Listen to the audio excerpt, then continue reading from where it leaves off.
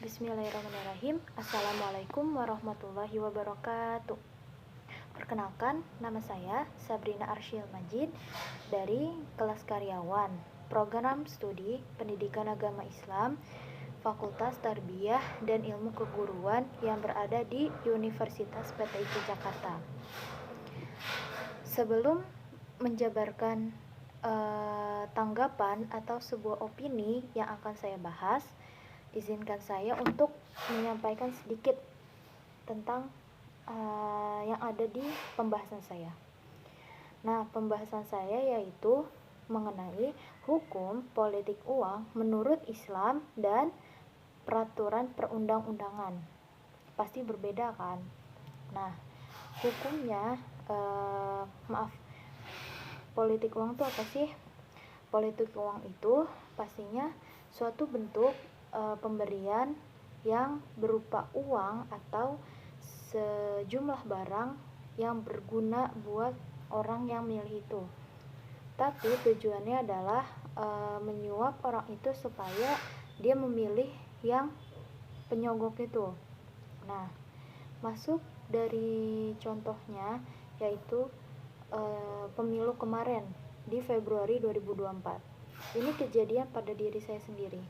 Jadi waktu itu karena saya hanya sebagai guru honorer, saya masih membutuhkan uang. Nah, saya bingung. Jadi ada ibu-ibu yang kepala PKK menawarkan saya untuk ikut partai. Alhasil saya ikut. Saya di situ belum ngerti apa-apa.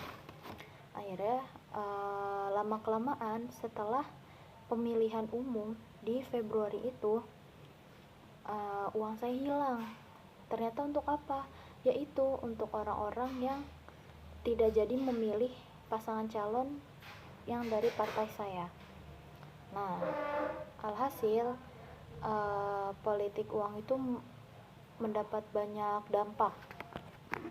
Baik, saya akan masuk ke topik pembahasannya langsung ya, supaya tidak memakan banyak waktu.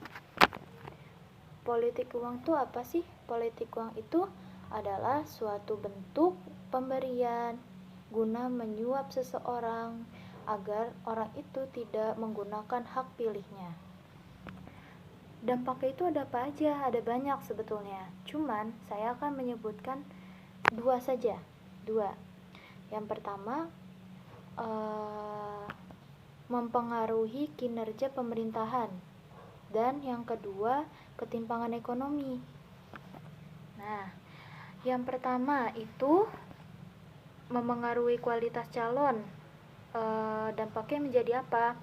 Yang awalnya si calon ini duitnya banyak, sampai triliunan di dompetnya misal. Nah, dia tuh punya rencana, aku mau ada program ini nih, program minyak atau program beasiswa buat anak-anak yang orang tuanya akan memilih aku. Udah rencana nih, begitu hari H pemilu, ternyata nama dia cuma 5 suara atau bahkan 0. Kejadian tuh kemarin di tempat saya. Nah, terus alhasil si kualitas calonnya tuh ngerasa kehilangan jati dirinya. Waduh, aku udah rugi banyak uang nih, ini gimana? Biaya hidupku gimana? Padahal aku udah ngerelain buat ngebiayain hidup orang. Harusnya aku tidak menjanjikan sebanyak itu. Nah, tentunya penyesalan akan datang di akhir. Nah, ketimpangan ekonomi apa? Yaitu si calon ini jadi bangkrut, gak ada duit sama sekali, atau disebut gulung tikar. Cara mencegahnya gimana sih? Cara mencegahnya adalah tidak memilih paslon itu dari awal. Jadi kita ada prinsip nih, nggak mau nanti ujung-ujungnya money politik. Atau kita harus cari lebih dalam lagi tentang hidupnya dia.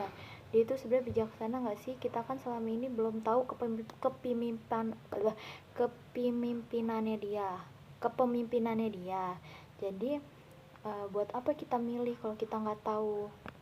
Nah, dari intinya politik uang itu di dalam Islam adalah perbuatan dosa yang masuk ke dalam kebatilan. Intinya Allah membenci itu. Nah, Terus termasuk ke dalam kategori riswah yang diharamkan. Terdapat di dalam surat Al-Baqarah ayat 188. Saya tidak akan membacakan ayat ataupun artinya. Saya hanya menyebutkan di mana letak surat itu. Nah, jika Islam seperti itu, maka ada peraturan undang-undangan di nomor 7 tahun 2017 pasal 523 ayat 1 yang berbunyi penyelenggara, peserta, hingga tim kampanye dilarang menjanjikan atau memberi uang atau yang lainnya kepada peserta kampanye pemilu. Baik, mungkin itu saja yang dapat saya sampaikan. Kurang lebihnya mohon maaf. Wassalamualaikum warahmatullahi wabarakatuh.